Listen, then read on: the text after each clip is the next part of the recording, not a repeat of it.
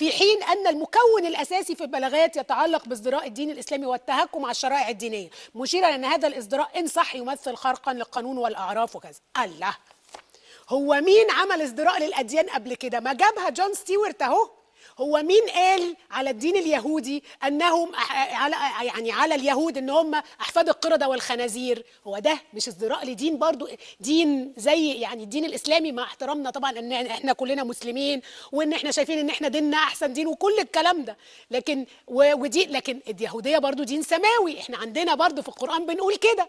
ولا هو ينفع نزدري الأديان السماوية الأخرى بس ما ينفعش حد يزدري وهو ما فيش ازدراء للدين الإسلامي؟ لكن هو مين اللي قال ان هم احفاد القردة والخنازير؟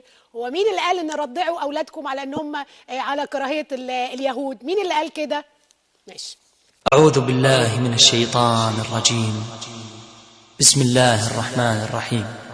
قل هل أنبئكم بشر من ذلك مثوبة عند الله من لعنه الله وغضب عليه وجعل منهم القردة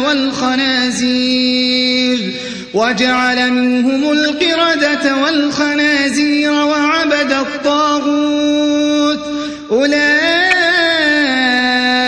شر مكانا وأضل عن سواء السبيل.